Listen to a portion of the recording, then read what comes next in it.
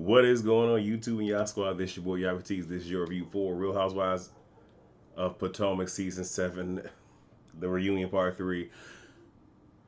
My dog is outside barking. Let me start off by saying, if I have to, you know what? I'm gonna give her a moment. Cause she last minute wanted to go out, and see, real life is happening right now. If I have to pause this and come back, there will be a delay because the computer that I'm on is old. So with this particular software, it will delay if I come back. I'm gonna get her. I'm gonna get. Okay, see, this is what I get. I live with a diva. So there's that. The Will You Like It or Not panel tomorrow will be on Simba Sakina's channel, and within a couple of weeks, because I don't know how long the turnaround is going to take for Josiah, but the best of part 2 for this season of the Will You Like It or Not panel, I believe will be on Josiah's channel, but it might be on Scotty's. Don't know. Stay tuned. And before I get into this review, the only thing that I'm gonna say is I'm not even gonna talk about the last 7 minutes, 5 7 minutes, and that was the whole Robin special because we got nothing. The only thing we got was Robin saying she doesn't understand why Candace is upset at something that was going on with her because she's very willfully obtuse. Anyway, um,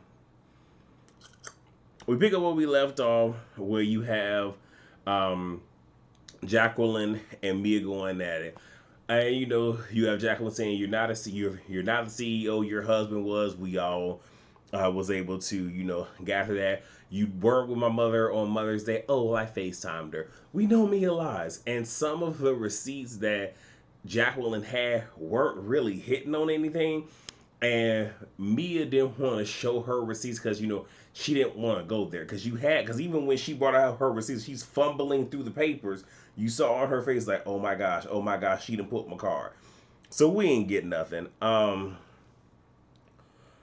Then you had Giselle asking, because she was asked about if she had relations with G. She said no, and Giselle's like, okay, well, as a grown woman, I mean, if someone asks you if you slept with someone, it's just a yes or no question. Giselle, you shut the hell up. This is coming from the same woman that in the previous episode of the reunion saying that you didn't want to talk about your personal lady part issues with Wendy because you don't like her. So again, you saying that, oh, I don't make people say anything, but you sit here saying, oh, well, it's just a yes or no question. Just we gonna save it for what later. Was anything else really said that? Oh, the only other thing that I felt was important was the whole, them being sisters and the responses and whatnot. And Mia's whole thing is, I said what I said to her because you came for G. So when Jacqueline was like, you need to get some more eggplant, she was like, well, you knew, and some of the women and some of the women did, so not all the women knew that. I believe she said that Gordon had prostate cancer, if I'm not mistaken, and that has affected his, um, bedroom ability. So for her to say that she needed some more eggplant was a dig at him. I feel that's a stretch, but I see what I understand how she got there. So that's why we got all of what we got. And Jacqueline says she lied about G helping her with the car because that's the storyline that Mia wanted. Whatever, there's no mending. Charisse joins. Karen is asked, why wouldn't you do lunch with Charisse? Um, and Karen's like, well, the fans saw. And Karen doesn't want to answer any question that pertains to her mother. Her thing is, I've been there, I've done that. I dealt with it. I don't want to dig that back up. Though I feel that's true, I think it's also she don't want to have to go down that rabbit hole because she don't want to look like how Giselle looked in, a few moments. Let me see. Andy says to Karen, you saying that she was trying to get back on the show. We have been asking her for seasons to come back. I don't know why. Andrew, what was she gonna give us? Not nothing. Anyway, Sharice asked why she asked her, well, why did you invite me to this one specific event? And before we can get there, I think one of the other girls, I think it might have been Robin, saying you also invited her to your 55th, and she was like, "No, that was Matt." And but when that happened, and Karen was like, "Oh no, that's Matt," she didn't go back and say why she actually invited her to a separate event. We never got that answer. And then Annie's like, "Well, you came with us with every accusation." She was like, "Well," and he was like, "Is there more?" And Cherise pretty much said she's never spoken about Karen, which is a lie, and said, "I only said what I said because my character was being assassinated."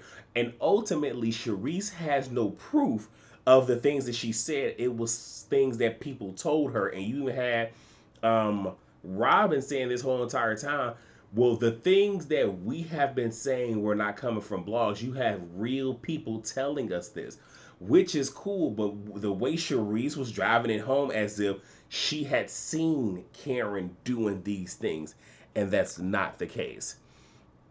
Mia is asked about what she said. She was like, "Well, I knew the person. They're like family. I mean, but I'm not gonna say their name." Karen wants the name. She was like, "You ain't gotta tell me. Tell Andy so I can sue their ass."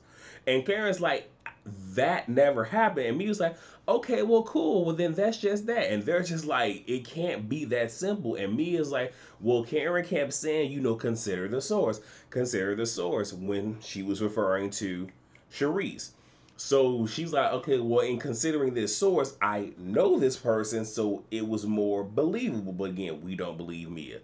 So now we get to Robin's package. Happy she did the wedding at home. They signed Juan signed a prenup, but it's 50-50. No fidelity calls. Karen was asked why she was obsessed, and Karen's like, "You know what, I was obsessed." But her whole thing is just be honest as to why you keep postponing the wedding. We find that out in the 7 minute extra. That again was a complete waste of money time. Um, and then Robin says, "Remember when you said don't come at me if you don't if you don't have the proof, if there's no pictures, no text messages, whatever." Okay, so what about this? Don't like her. And then she's asked, "Why was Juan mad?" And Robin said, "Because he doesn't like the cattiness and whatnot, and how the men are put out there, so he wants no parts of it." But you help to play into this same thing when it comes to other people's husbands. Because even though she could sit here and say she didn't do it with Candace, but you did it with Eddie. Not necessarily by coming at Eddie, but saying, "Oh, I wonder if why Wendy got her body, is because of Eddie." If she's trying to look a certain way. When we had what was going on with Karen and Ray, and how you kept coming at Ray. Now you didn't go as direct as your friend did, but you had a whole lot to say. So you sitting here saying Juan don't like the same treatment that you was planning into. I swear I'm gonna be so pissed if they bring her back. The family fun day comes up, and she was even asked about how the party looked super cheap. I told y'all she had $100 budget, walked away with 95. She said it was a last minute thing. Translation: I needed something to film, so I came up with this last minute, which is why it looks so basic and elementary. So the Copen State drama comes up.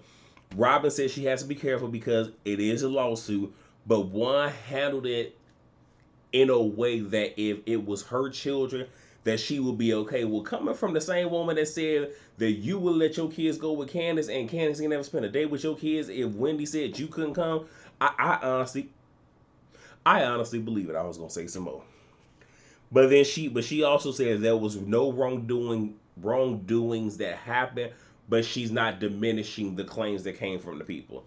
So Sharice leaves, the men join. Chris is giving pretty much like one answer responses to Andy asking him, "Are you good?" Da, da, da, da. So Eddie is being given props because of him laughing off the happy Eddie comment, and Eddie whole thing is, look, I can let a whole lot of stuff go, like unless it impacts my family directly, I don't even care. And I guess he was able to laugh off a lot of what happened last season, but that was more geared towards Wendy and not him. But he was still in the midst of that. Who funds Wendy's project? Baby, it's funded. That's all we need to know. Gordon has how did you make it through Mia's health scare? And he gets very emotional saying that, there were multiple appointments, in 1 week, and there's no answers. And even having to sit here and think like, what if my kids don't have their mother? And I understand that feeling because I told y'all, I had a cousin. She had breast cancer. Went ahead, and again, I don't know the actual procedure, but she went ahead and had her breast removed because her thing is, let me do whatever it is that I need to do to ensure that I'm here for my children. The breast cancer came back more aggressively, and it spread it throughout her body, and like she was like penciled in, and the obvious happened. And I know that what she was doing was to keep that from happening, but it was that thought of what will happen if I'm not here. So I can understand how Gordon felt with that. He said that he hasn't had any relationship with Jacqueline or any of Mia's friends. Peter's girlfriend is brought up. He was like, well, there was no penetration, just some foreplay.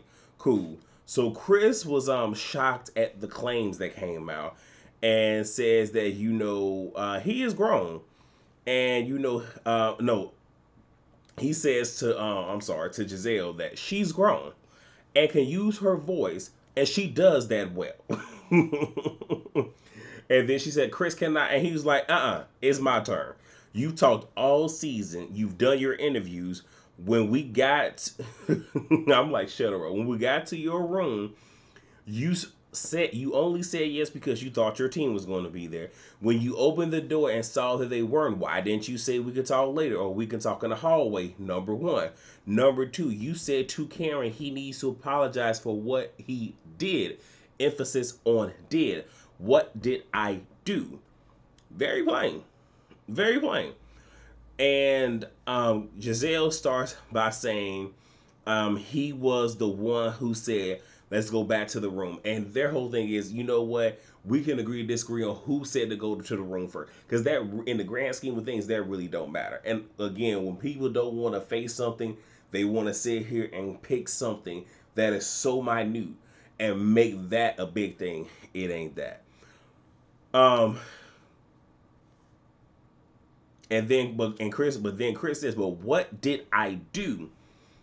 She said, I'm getting there. And Chris says, hurry it up. You've had 10 months. I'm losing jobs. I'm losing money. Answer to my kids. Answer to my family. Spit it out now. Actually, give me a second. And then Giselle said, okay, well, I'm not going to do it if you're going to be cursing at me. Now, let me be honest. On one hand, yes, I did feel a way about Chris coming at her like that. Not because he's a man and a woman. I don't give a damn about that.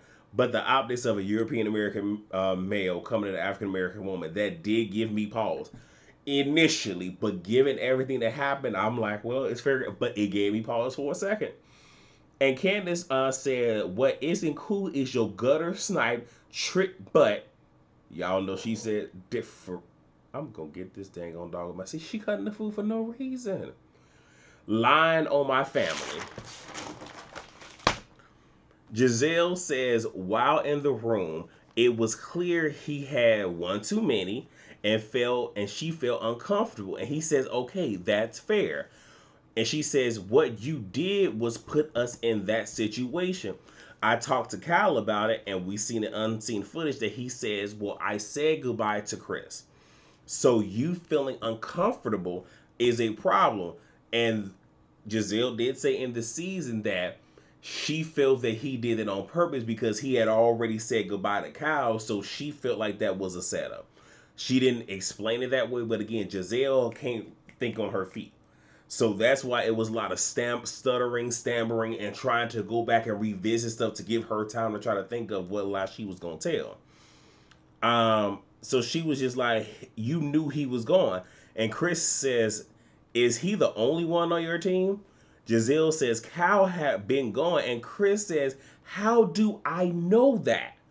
What did I do? And I appreciate him at simple question. What did I do? You did nothing.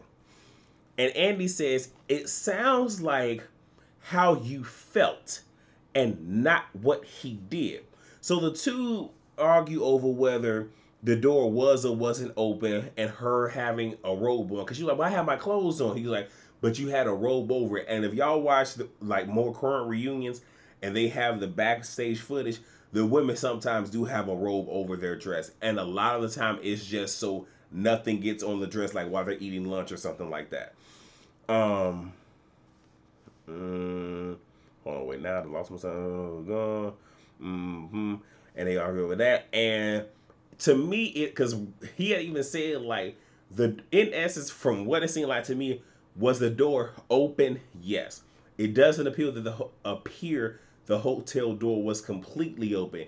What it sounded like is he opened the door, put the latch down, and then closed the door so the latch was keeping it ajar. That's what it seemed like to me. Giselle wanted Candace to know, you know, like she was like, I don't tell this because I wanted Candace to know. And he was like, okay, then why wait for the cameras? And she's like, okay, well, Ashley in the DMs. He's like, oh yeah, social media. Because technically he didn't DM her. He only, what you call it, replied to a story. So look, I'm about to go get her. So if I start breaking up when I come back, just know I said this. But let me go get my dang on dog. Hold on. Okay, I'm back. Okay, you know what? I think it's not going to happen. I guess it's been doing that because, like, typically when I would hit the pause button, it's because I would do my gaming and whatnot. That ain't why we here. But back to this. With the whole social media thing, Ashley said she thought it was weird when she got the text, well, the DM, which was just a story reply. And she was like, well, I didn't know that you worked at the W at the time. And Chris had even said, you know what? I can give you that. Because she didn't know. And a lot of us reviewers even said, and I've been saying for the longest, if you know that your wife and old girl wasn't cool, you should just never have no contact with her at all. But I'm gonna let it go.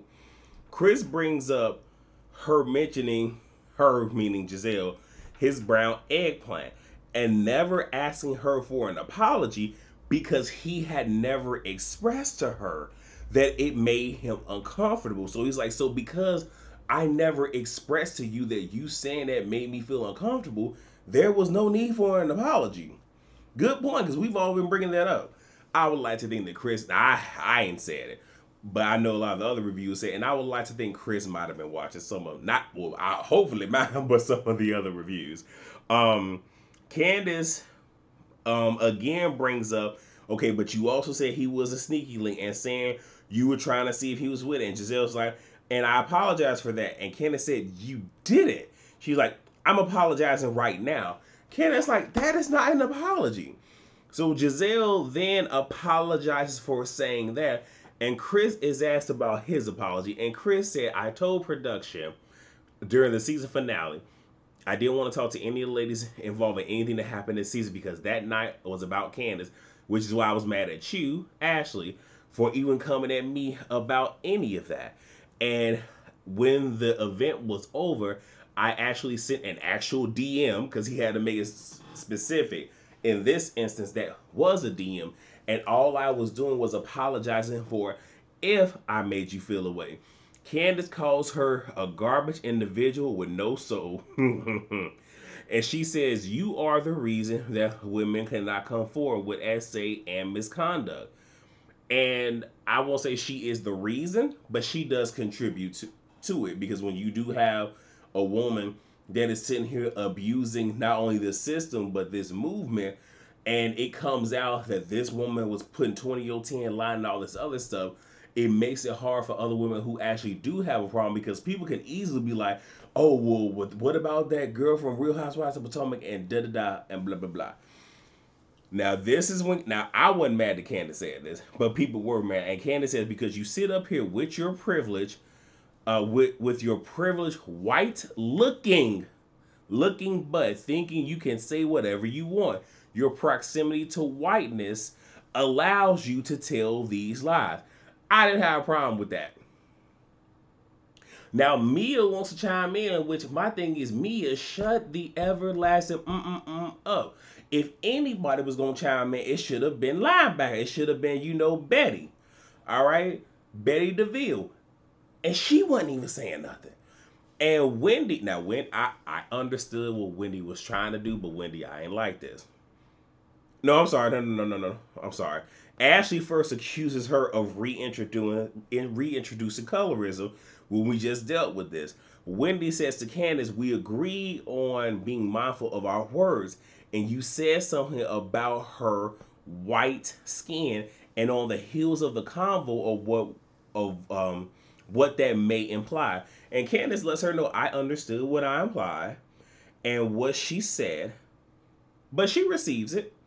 Ashley rebuttals, and Candace says, "Someone that looks like me isn't always taken seriously when it comes to essay allegations, but someone that looks like you, Ashley, or her, Giselle, it like you will be accepted more for whatever the accusation is, because now she didn't say this, but it's implied, because of your proximity."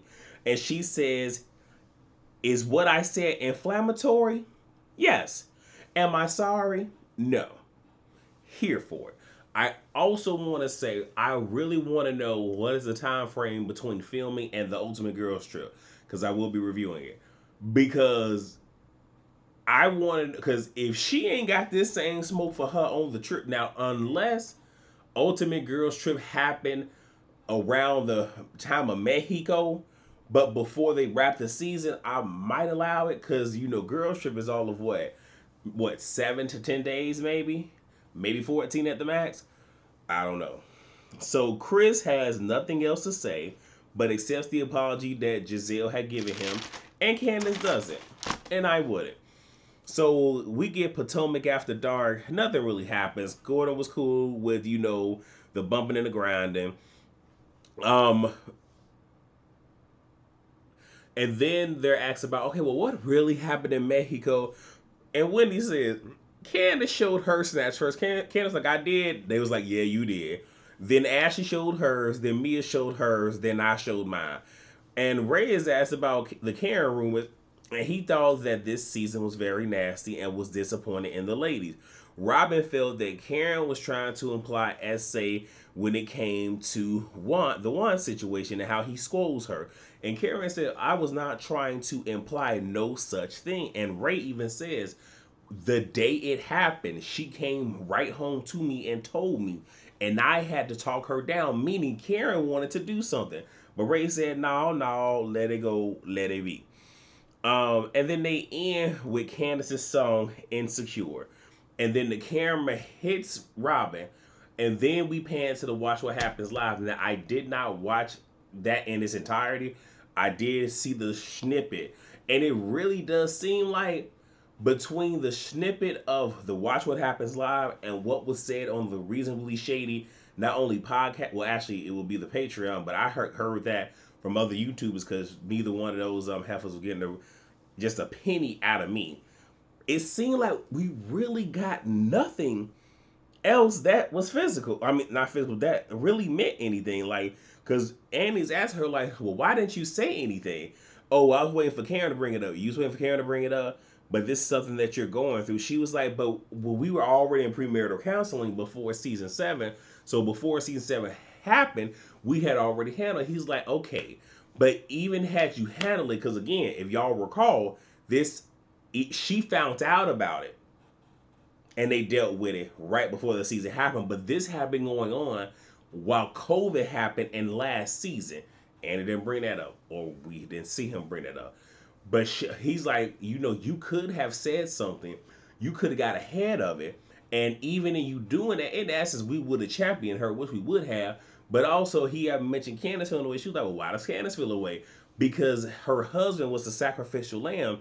When you had something going on, and you might have been able to add credence to saying, "Oh, well, I know how it is to have rumors out about your husband, whether they are or aren't true," and you could have shared your stuff.